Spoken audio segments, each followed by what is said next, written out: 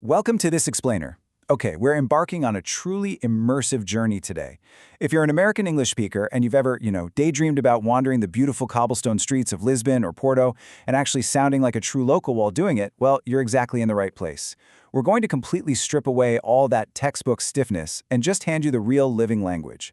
By the end of this explainer, you won't just be reciting robotic phrases, you'll actually understand the true cultural heartbeat and the natural rhythm of European Portuguese. Okay, let's dive into this.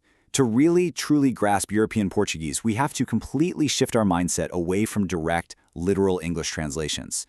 Think about how we naturally ask basic questions. In English, we just say, "What's your name?" and "How old are you?" Simple, right? But a Portuguese speaker literally asks, "How is it that you call yourself?" and "How many years do you have?" It's wild, but it perfectly highlights two massive foundational pillars of the language. First, there's this heavy reliance on reflexive verbs. Actions you're basically doing to yourself. And second, the use of the verb ter, which means to have, to express age, rather than using the verb to be like we do. It's a completely different way of framing the world. So to get us there, we've got four main milestones to hit today. 1. Introducing your true self. 2. Navigating your daily routine. 3. Mastering ser and estar. And 4. Sounding like an actual local. By clearing these four milestones, you're literally going to unlock the biggest cultural and grammatical secrets of the language. Let's jump right into Section 1, Introducing Your True Self. We're going to learn how to present ourselves using the natural rhythm of the language instead of clunky English equivalents. Let's say your name is William. Now, you wouldn't typically use a literal translation of "my name is." Instead, you'd naturally say, "Eu chamo-me William." What's so fascinating here is the reflexive verb chamar-se, which translates to call oneself. So that little me attached to the verb literally means myself. Now, for my American speakers, pay really close attention to this pronunciation quirk. European Portuguese is notorious for squishing or reducing unstressed vowels. So that me at the end, it doesn't sound like the English word me. No way. It sounds much more like a soft, breathy m. Eu chamo-me William. And this brilliantly illustrates another absolutely crucial dynamic, the formal versus the informal.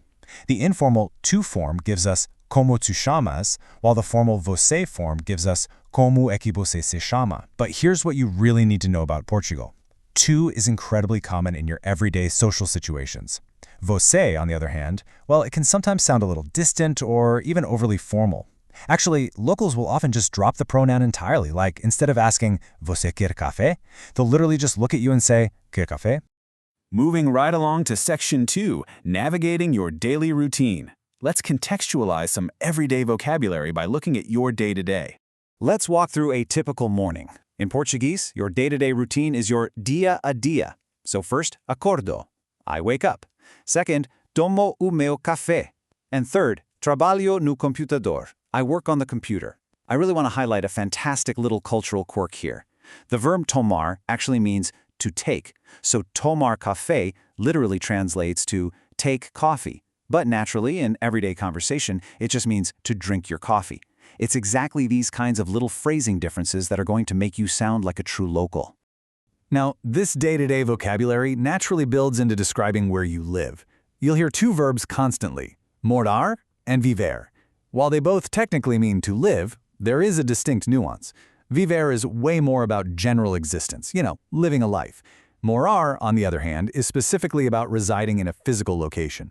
In everyday casual conversation, morar is far more common for just saying where your house or apartment is. So you would naturally say "El moro no Porto" to mean "I live in Porto." All right, now let's talk about your hobbies. When you want to say you like something, you use the verb gostar. But listen up, because here is the absolute non-negotiable rule of gostar. It must be followed by the preposition de, always. Eu gosto de nadar, I like to swim. Eu gosto de correr, I like to run. Eu gosto de jogar futebol.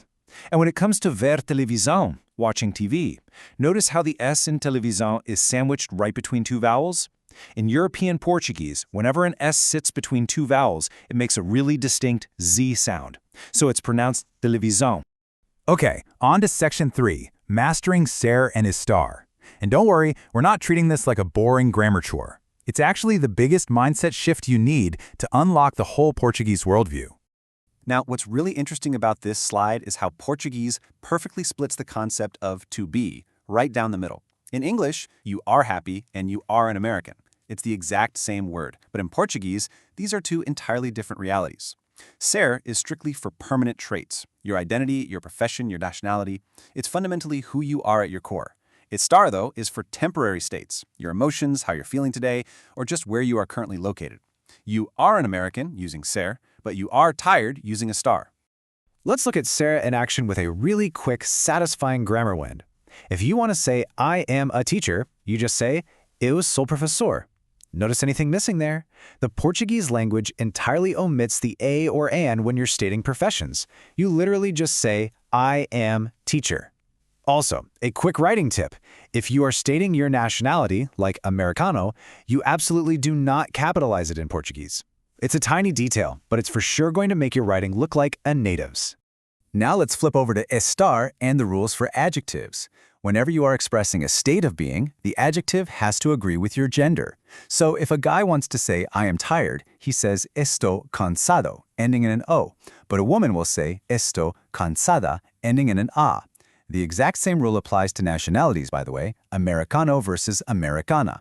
Though keep in mind, there are a few handy exceptions that stay exactly the same for everyone, like the word feliz, which means happy.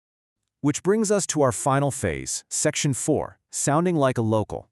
This is where we get into those rapid-fire pronunciation rules and contractions that separate the textbook readers from the actual street speakers. European Portuguese speakers absolutely love efficiency. They constantly combine prepositions and articles just to make their speech flow faster. If you want to say in the, you definitely don't say ang o. Nope. You smash them together to make no. M plus a becomes na, D plus o becomes do, and so on. This allows you to fluidly say things like trabalho em casa no computador, I work at home on the computer, or fui ao ginásio, I went to the gym. It's all about creating that smooth, continuous sound. Next up is mastering a sound that literally trips up almost every English speaker at first, the LH consonant combo. I want to give you a really clear auditory cue for this one. The LH sounds exactly like the LI in the English word million. So the word for work, trabalho, is absolutely not pronounced trabalho. No way, it's trabalho. And here's a fantastic bonus local secret. In really fast everyday speech, if you want to say to work or para o trabalho, locals shrink that down completely. They just say pro trabalho. Let me share another awesome auditory cue for our next combo, the nya sound. This one sounds exactly like the nya in the English word canyon. So when you're talking about your wife, minha esposa, you don't say minha. Not at all. It's pronounced minha esposa. Just keep that canyon sound in your head, and I promise you'll nail it every single time. All right, let's run through 3 more rapid-fire auditory markers of the European Portuguese accent. First up, nasal airflows. Words ending in M or N, like bem or num, are completely nasalized, meaning the air physically flows through your nose when you say them.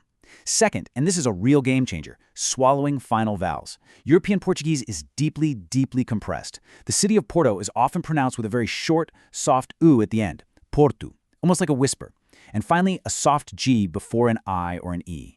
The word for gym, ginásio, starts with a soft J sound, not a hard G. So the crucial point is, just look at how far you've come.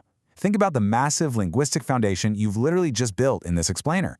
We're talking reflexive verbs, that massive mindset shift of ser versus estar, the pure efficiency of contractions, the cultural rules of formal and informal speech, vocabulary for your day-to-day routine, and of course, that subtle, compressed nasal pronunciation that completely defines Portugal. You're no longer just memorizing a phrasebook, guys. You are truly understanding the internal machinery of the language. To wrap up, I want to leave you with a bit of a challenge. De onde és e onde moras. Using absolutely everything we've just learned about informal Portuguese, using the verb ser for your origins and the verb mora for where you reside, can you translate this and answer it out loud right now? I highly encourage you to keep practicing this new local identity. Embrace these sounds, make them your own, and soon enough, you're going to feel right at home. So, what's your answer going to be? Thanks so much for joining me on this explainer, and I'll catch you on the next one.